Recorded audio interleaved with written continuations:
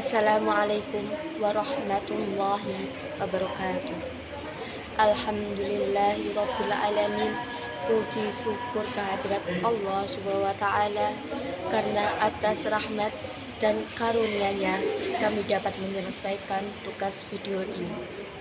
Sholawat serta salam semoga senantiasa tercurah kepada junjungan kita Nabi Muhammad SAW beserta keluarga, sahabat, dan para pengikutnya hingga akhir zaman.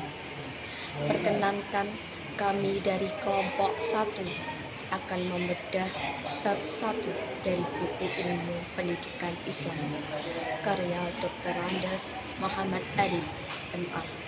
Bab yang kami bahas berjudul Manusia dan Pendidikan, Hakikat Manusia dan Pengembangannya. Adapun anggota kelompok kami adalah yang pertama, saya Naira Putri Kasana. kedua, Dan saya Anggreni Firdaus.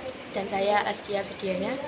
Video ini dibuat dengan tujuan untuk memahami konsep hakikat manusia menurut pendidikan Islam, menjelaskan dimensi-dimensi manusia dalam pendidikan, serta mengetahui peran pendidikan Islam dalam mengembangkan potensi manusia secara utuh. Selanjutnya saya Naira Putri Kasana akan menjelaskan pengertian sifat hakikat manusia. Sifat hakikat manusia adalah ciri-ciri esensial yang secara prinsip membedakan manusia dari hewan dan makhluk lainnya.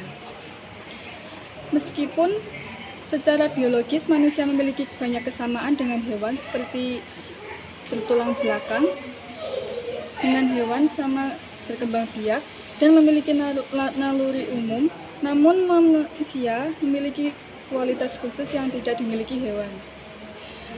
Penulis menegaskan bahwa teori evolusi yang menyamakan manusia dengan primata tidak mampu membuktikan bahwa manusia hanyalah hasil perubahan dari hewan. Hal ini menunjukkan bahwa manusia memiliki kedudukan ontologis yang khas. Keunikan manusia terletak pada dua unsur utama, yaitu yang pertama pengetahuan akal, kemampuan berpikir, memahami dan mengolah informasi. Yang kedua kemauan atau kehendak, kemampuan memilih dan menentukan tindakan. Kedua unsur ini dikendalikan oleh hati atau qalb yang menjadi pusat kesadaran moral dan spiritual manusia. Inilah dasar yang menjadikan manusia layak dididik dan bertanggung jawab atas tindakannya. Kemudian, wujud sifat hakikat manusia. Bab ini menguraikan secara rinci 8 wujud sifat hakikat manusia yang menjadi fokus utama pengembangan pendidikan. Yang pertama, kemampuan menyadari diri. Manusia mampu mengenali dirinya sendiri, memahami kelebihan dan kekurangannya, serta merefleksikan keberadaannya. Kesadaran diri memungkinkan manusia melakukan evaluasi diri dan perbaikan berkelanjutan. Pendidikan berperan penting dalam membantu peserta didik mengenali potensi dan identitas dirinya. Kemudian, kemampuan bereksistensi. Manusia tidak hanya terikat sepenuhnya oleh ruang dan waktu. Ia mampu merencanakan masa depan, belajar dari masa lalu, dan membayangkan kemungkinan-kemungkinan baru. Pendidikan harus menumbuhkan kemampuan berpikir visioner, kreatif, dan antisipatif. Kemudian, kata hati atau hati nurani. Kata hati adalah kemampuan menilai baik buruk dan benar salah, namun kata hati tidak otomatis dan kepekaan emosional agar manusia berani bertindak berdasarkan nilai kebenaran. Kemudian moral. Moral merupakan perwujudan nyata dari kata hati dalam tindakan. Seseorang bisa memiliki kata hati yang baik, tetapi jika tidak diwujudkan dalam perbuatan, maka moralnya belum baik. Pendidikan berfungsi menjembatani antara pengetahuan nilai dan pelaksanaannya dalam kehidupan nyata. Kemudian tanggung jawab. Manusia bersedia menanggung akibat dari perbuatannya, baik kepada diri sendiri, masyarakat, maupun Tuhan. Pendidikan bertugas membentuk pribadi yang bertanggung jawab secara sosial dan spiritual. Kemudian rasa kebebasan. Kebebasan manusia bukan kebebasan absolut, melainkan kebebasan yang terikat oleh norma dan kodrat kemanusiaan. Pendidikan harus mengajarkan bahwa kebebasan sejati selalu disertai dengan tanggung jawab. Kemudian hak dan kewajiban. Hak dan kewajiban adalah dua sisi yang tidak terpisahkan. Pendidikan menanamkan kesadaran bahwa hak hanya dapat dituntut jika kewajiban dilaksanakan.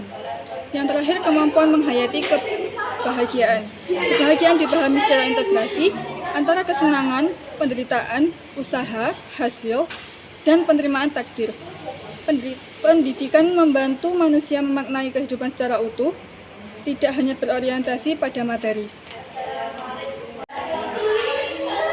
Baik, selanjutnya saya akan membacakan poin yang ketiga, yaitu dimensi-dimensi hakikat manusia. Di sini penulis menjelaskan bahwa hakikat manusia memiliki dimensi utama, yaitu ada 4 macam.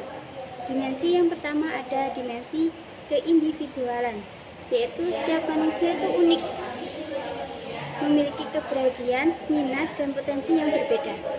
Pendidikan harus menghargai perbedaan individual. Yang kedua ada dimensi kesosialan. Manusia adalah makhluk sosial yang hanya dapat berkembang melalui interaksi dengan orang lain. Pendidikan menyiapkan manusia agar mampu hidup dengan bermasyarakat. Dimensi yang ketiga ada dimensi kesusilaan. Manusia adalah makhluk bermoral yang mampu memahami, menghayati, dan juga melaksanakan nilai-nilai etika. Pendidikan bertugas menanamkan dan membiasakan nilai-nilai tersebut. Dan yang dimensi yang terakhir ada dimensi keagamaan. Dimensi keagamaan yaitu manusia secara fikih itu bersifat religius. Pendidikan agama menjadi kebutuhan fundamental untuk membimbing manusia menuju keselamatan hidup dunia dan akhirat. Poin yang keempat yaitu pengembangan dimensi hakikat manusia.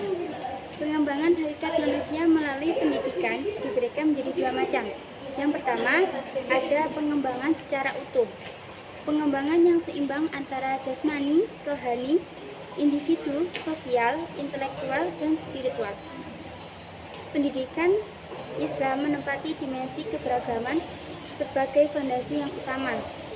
Dan yang kedua adalah pengembangan yang tidak utuh. Terjadi jika salah satu dimensi diabaikan. Misalnya, pendidikan yang hanya menekankan kecerdasan intelektual tanpa moral dan spiritual. Akibatnya terbentuk kepribadian yang pincang. Baik, untuk materi selanjutnya bisa dibawakan oleh Mbak Askia. Oke, untuk selanjutnya poin yang kelima adalah pandangan Islam. Pandangan Islam terhadap manusia. Dalam hubungan dengan pendidikan menurut pandangan Islam manusia dapat kita lihat dari 3 titik saya, yaitu yang pertama, makhluk yang paling mulia. Berarti manusia sebagai makhluk yang mulia dikarenakan manusia dikaruniai akal dan perasaan, ilmu pengetahuan, dan kebudayaan yang seluruhnya dikaitkan kepada pencipta.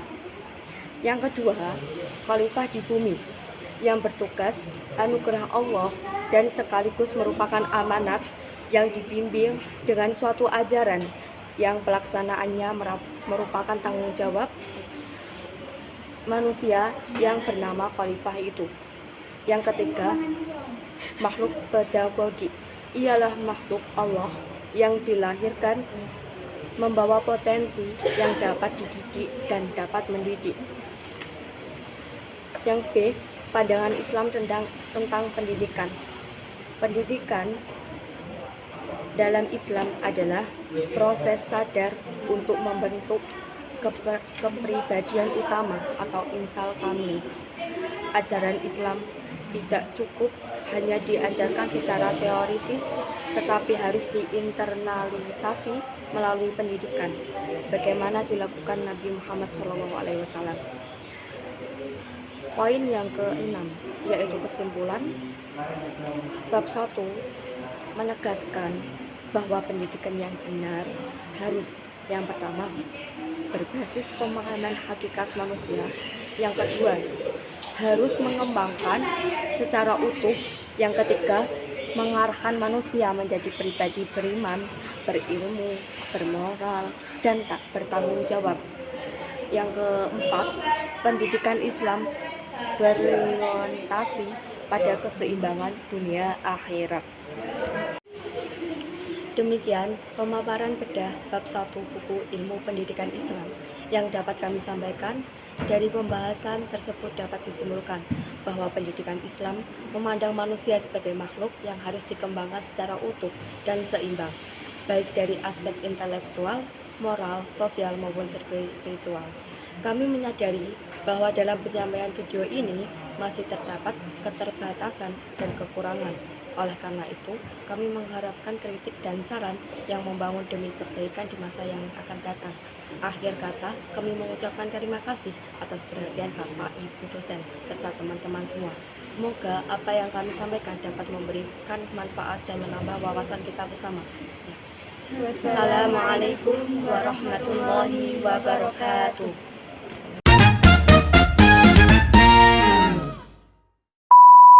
Assalamualaikum warahmatullahi wabarakatuh. Saya Ahmad Nasution Amin dari kelompok 1 akan melakukan pembahasan. Pembahasan kali ini berjudul tentang manusia sebagai objek dan objek pendidikan. Sasaran utama pendidikan adalah manusia, dengan tujuan membantu peserta didik menumbuh kembangkan seluruh potensi kemanusiaannya. Manusia tidak hanya dipahami sebagai makhluk biologis, tetapi juga sebagai makhluk yang memiliki akal, kehendak, perasaan, dan kesadaran normal. Dalam konteks ini, pendidikan berfungsi sebagai proses pemanusiaan manusia atau humanisasi. Bab ini menyoroti kenyataan bahwa masih banyak praktik pendidikan yang belum berangkat dari pemahaman Bab ini menyoroti kenyataan bahwa masih banyak praktik pendidikan yang belum berangkat dari pemahaman hakikat manusia secara utuh. Pendidikan seringkali terjebak pada pencapaian akademik dan kognitif semata. Sementara dimensi aktivitas, moral, sosial, dan spiritual kurang mendapat perhatian. Akibatnya, pendidikan berisiko melahirkan individu yang cerdas secara intelektual, tapi lemah dalam tanggung jawab moral dan sosial. Dengan demikian, memahami manusia sebagai subjek dan objek, pendidikan menjadi syarat mendasar agar pendidikan mampu mencapai tujuannya, yaitu membentuk manusia seutuhnya sesuai dengan kodrat martabat dan kemanusiaannya. Assalamualaikum warahmatullahi wabarakatuh. Perkenalkan, nama saya Ahmad Multazam, NIM 25201-201. Di sini saya dari kelompok 1, bagian pembahas, untuk melanjutkan materi pembahas yang kedua.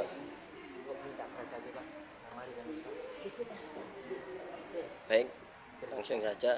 Di sini saya akan membahas tentang sifat hakikat manusia adalah ciri-ciri esensial yang membedakan manusia dari makhluk lain, khususnya hewan. Meskipun manusia memiliki kesamaan biologis dengan hewan, manusia mempunyai keunikan yang tidak dapat diproduksi atau yang tidak dapat direduksi hanya pada aspek fisik. Keunikan tersebut terletak pada kemampuan berpikir atau akal dan kemampuan memiliki atau kehendak yang dikendalikan oleh hati atau qalbu sebagai pusat kendaraan moral dan spiritual. Dan dalam bab 1 dijelaskan bahwa sifat hakikat manusia terwujud dalam beberapa kemampuan dasar, antara lain kesadaran diri, kemampuan yang bereksistensi, kata hati atau moral, dan tanggung jawab, rasa kebebasan, kesadaran hak dan kewajiban, serta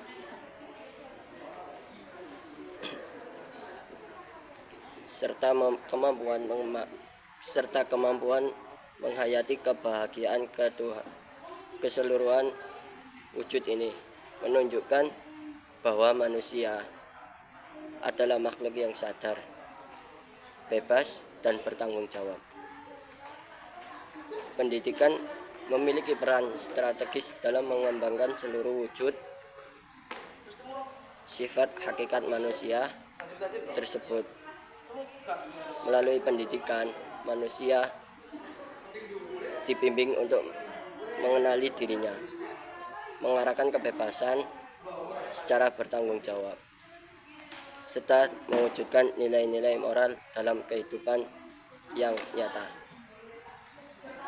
Sekian dari pembahasan yang saya sampaikan. Terima kasih. Wassalamualaikum warahmatullahi wabarakatuh. Assalamualaikum warahmatullahi wabarakatuh. Perkenalkan, nama saya Muhammad Anastaf Rahman dengan NIM 25201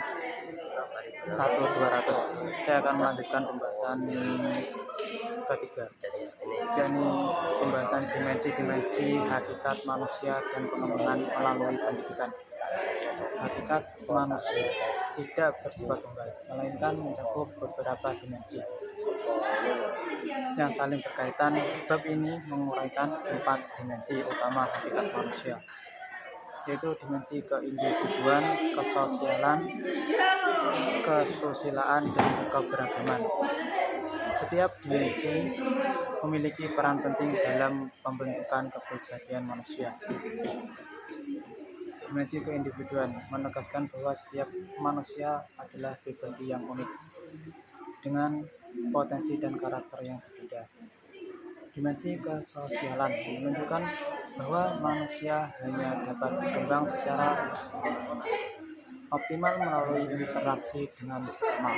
Dimensi kesusilaan menetapkan manusia sebagai makhluk bermoral yang mampu membedakan baik dan buruk. Sementara itu, dimensi keberagaman menegaskan fitrah religius manusia yang membutuhkan bimbingan spiritual. Pengembangan dimensi-dimensi tersebut dapat berlangsung secara utuh maupun tidak utuh. Pengembangan utuh terjadi apabila pendidikan mampu menyeimbangkan seluruh dimensi kemanusiaan.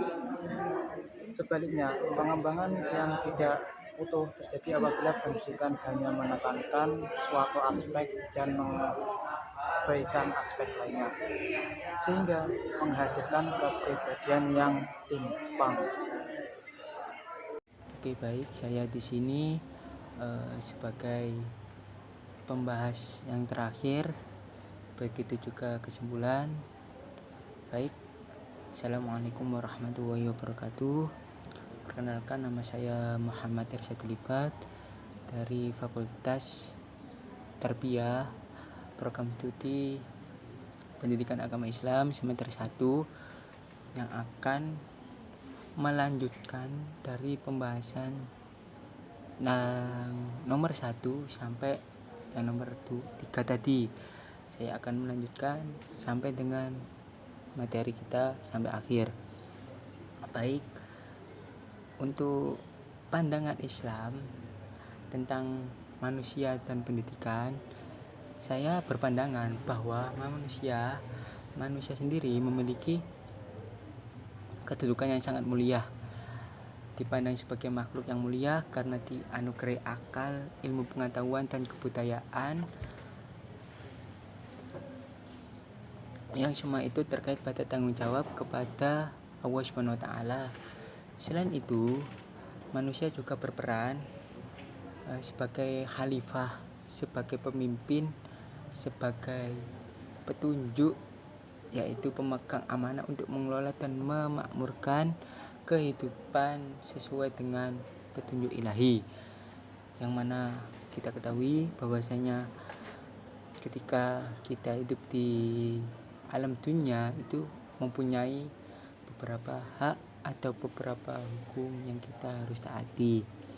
Terus lanjut, Islam juga memandang manusia sebagai makhluk pedagogik, yakni makhluk yang dilahirkan pembawa potensi untuk pendidik dan pendidik, atau namanya kita dididik untuk kita bisa dan kita mendidik untuk mencerdaskan bangsa.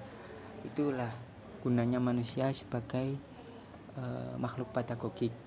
Oke, oleh karena itu pendidikan dalam Islam merupakan proses sadar proses sadar, proses terencana membentuk kepribadian utama ihsan kamil.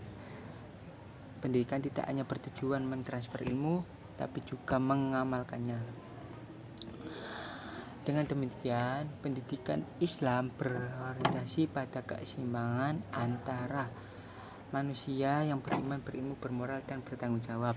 Ketika kita sebagai umat manusia, haruslah hendaklah kita saling berpendidikan, saling mendidik, saling berpendidik.